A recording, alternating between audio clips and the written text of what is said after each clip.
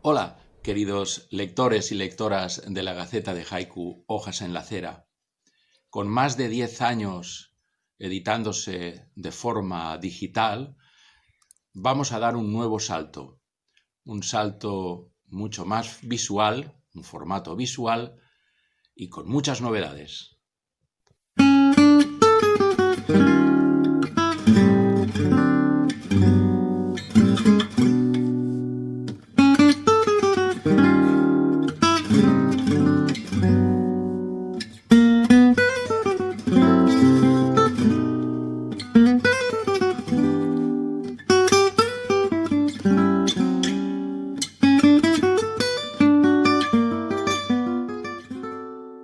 ¿Cuál es la mirada del haiku en Occidente?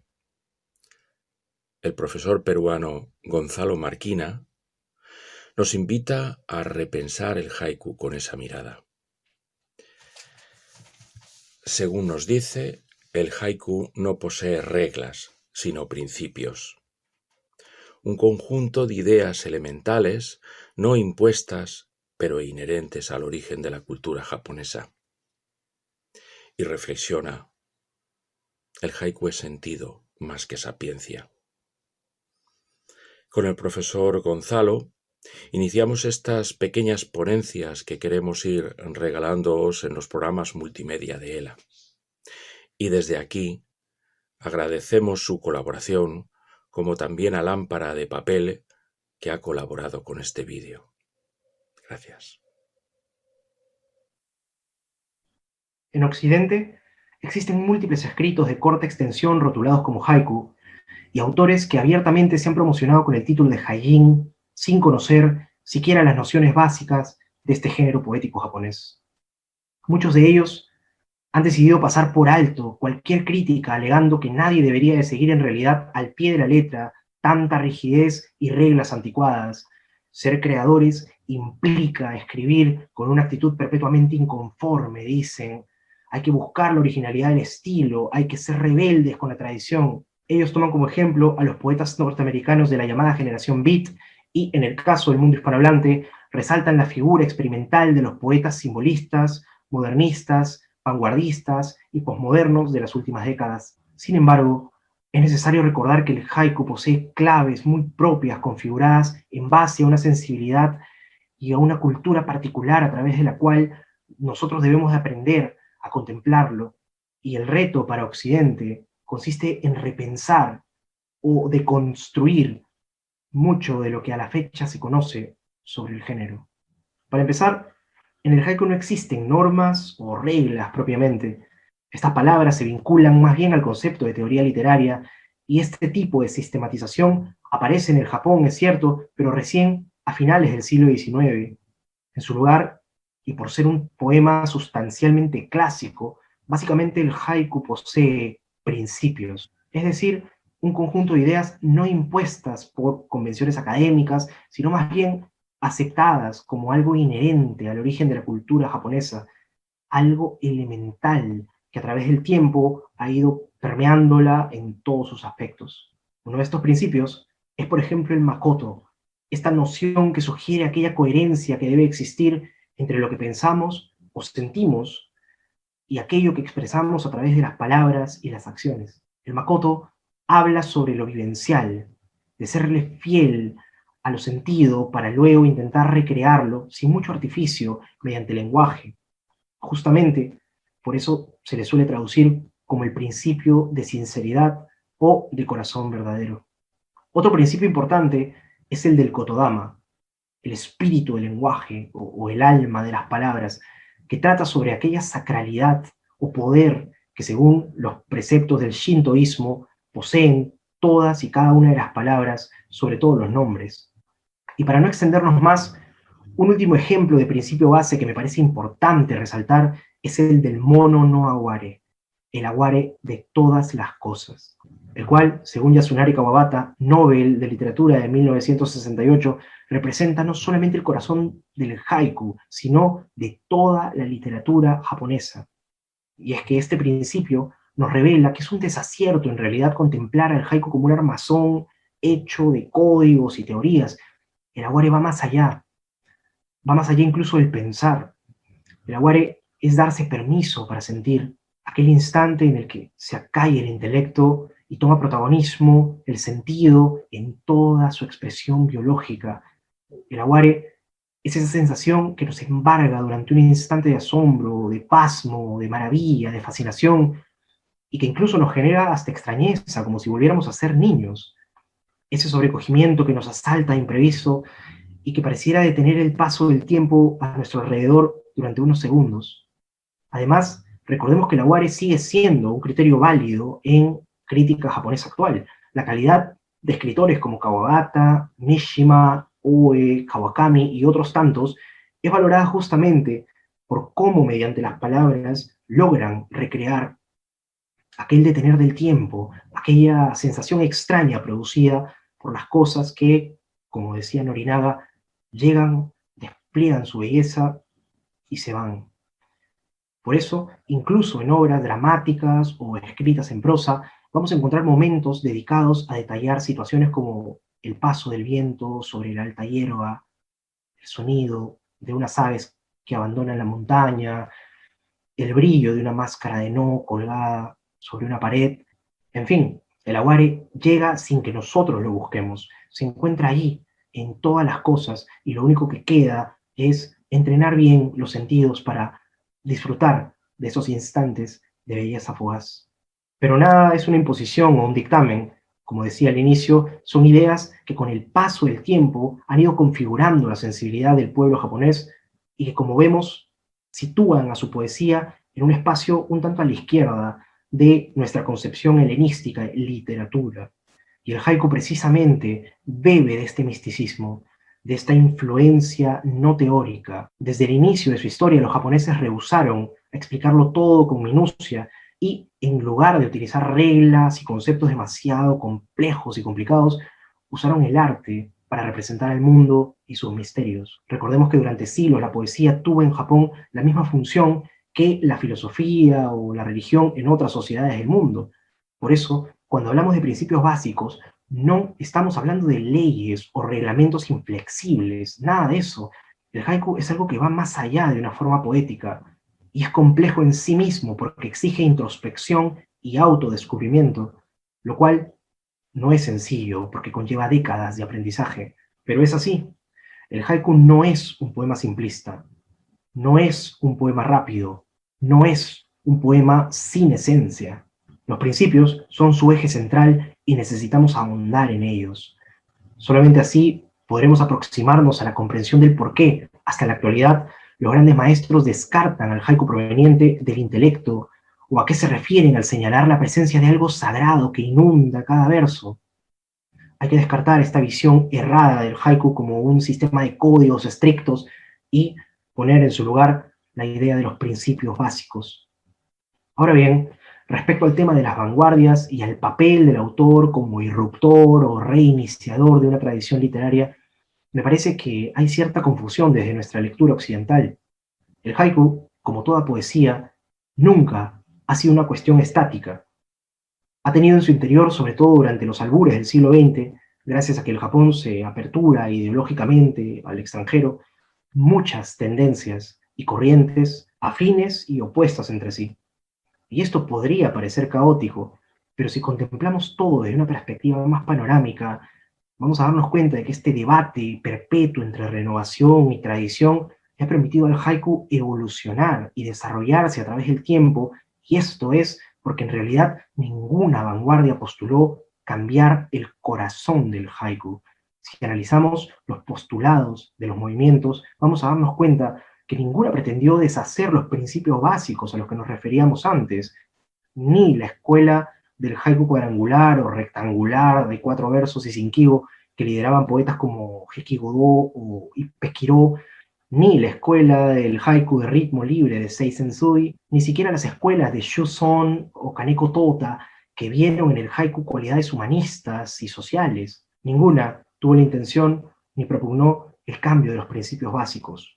Lo que se planteaba era dejar atrás algunos tópicos, la renovación del vocabulario poético, el repensar del papel de la naturaleza y de las estaciones meteorológicas en los poemas, someter a juicios de contexto si seguía siendo práctico para el japonés de la época el uso de una métrica Teikei, lo que nosotros conocemos como estructura 575, la implementación y el uso de técnicas o elementos nuevos provenientes de Occidente, es decir, básicamente todos los cambios apelaban a lo formal y hasta lo estético, pero no afectaban la parte medular del haiku, la búsqueda de estas vanguardias y de los poetas e intelectuales que las conformaban consistía en darle un giro a la tradición, no cambiar la tradición misma.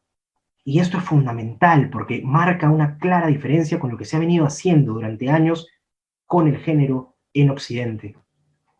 Por todo lo anterior, a título personal diría que discrepo con quienes en materia de haiku tienen por referente de vanguardia a Jack Kerouac, Ezra Pound, Gary Schneider y el resto de poetas de la generación Beat, principalmente porque estos poetas tenían fines abiertamente experimentales y exotistas.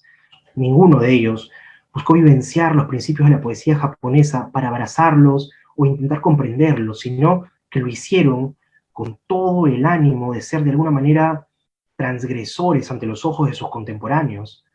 Y es curioso cómo en paralelo otros estudiosos de aquellos años, pertenecientes también al mundo anglosajón como Kenneth Yasuda o Donald King, se acercaron al haiku, pero de una manera completamente distinta.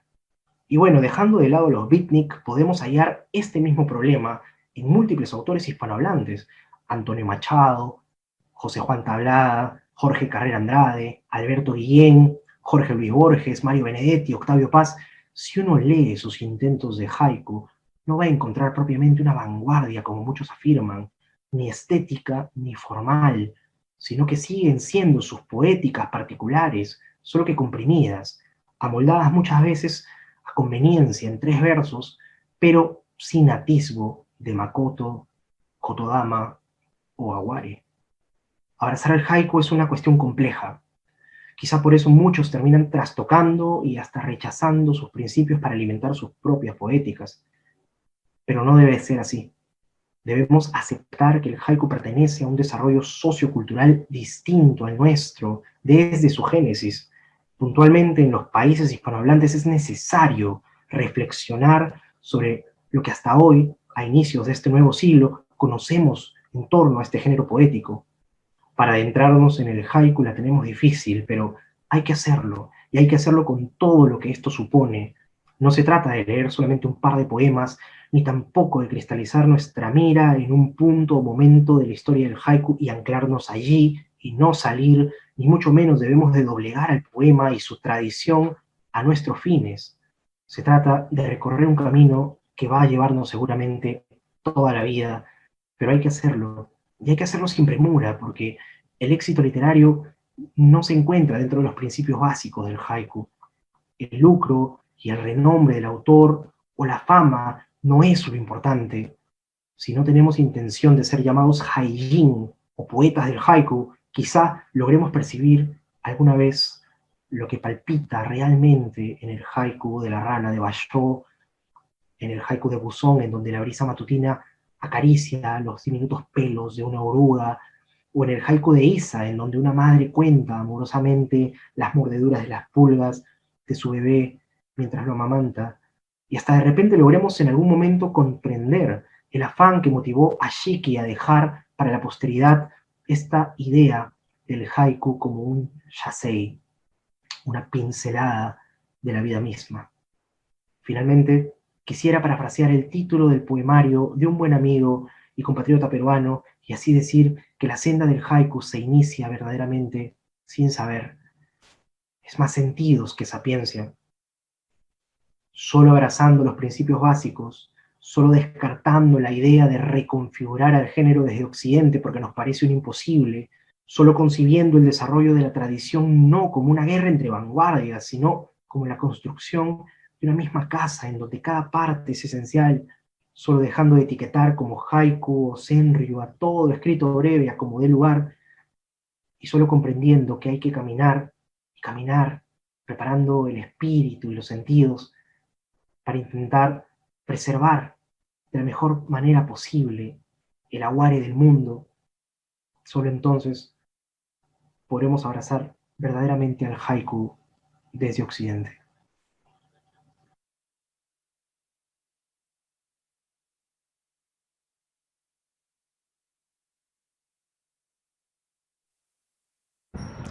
Agradecemos a Gonzalo Marquina su intervención en este primer programa de Hojas en la Acera, y ya para despedirnos tenemos la colaboración de un gran gallego y un gran jaillín, Luis Carril.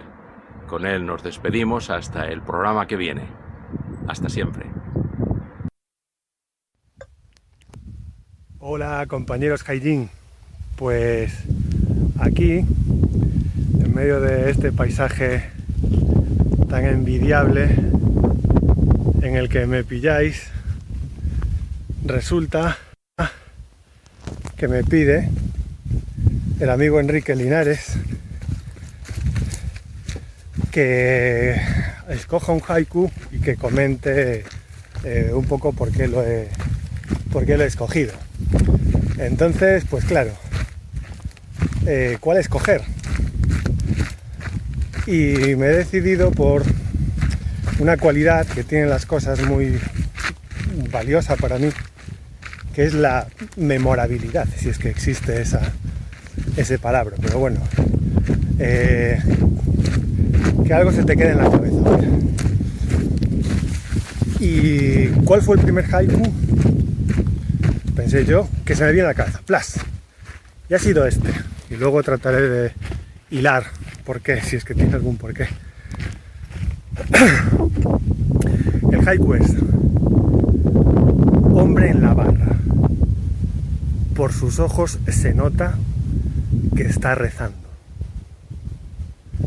Y es un haiku de la persona que, bueno, para no mimetizarnos tanto con los japoneses y no utilizar la palabra maestro, que suena así como muy rimbombante, un haiku que pertenece a quien seguramente sin duda ha sido uno de mis tutores, o mi tutor, que es mi querido amigo Frutos Soriano. Tan pronto lo leí, hace ya muchos años, se lo dije, jo, Frutos, como este haiku me ha dado un puñetazo en el estómago. Y le dije, sabiendo que él era muy aficionado al cine también, que me resultaba como una especie de, no sé, una reminiscencia del cine de John Ford, así de Qué verde era mi valle o algo por el estilo. Y él estaba de acuerdo también. Entonces, bueno, ¿por qué lo he escogido? Ahí debajo de las montañas, no sé, no tengo ni idea por qué lo he escogido y por qué me vino a la cabeza de pronto, pero por fiarnos un poco de cómo funcionan los cocorotos, ahí abajo, entre las montañas en donde estoy yo y las de enfrente, hay un valle donde ahora mismo se está procediendo a la recolección de la uva, que acaba, como sabéis, después de un proceso en las barras de los bares donde puede estar rezando alguien. Y mientras iba cavilando todo esto, una ruta que es totalmente nueva para mí, encontré algo que os voy a enseñar ahora que me dejó petrificado. Hombre en la barra, repito, hombre en la barra, por sus ojos se nota que está rezando. Nada, lo repito por tercera y última vez mientras me doy la vuelta. Hombre en la barra, por sus ojos se nota que está rezando. Un abrazo, compañeros.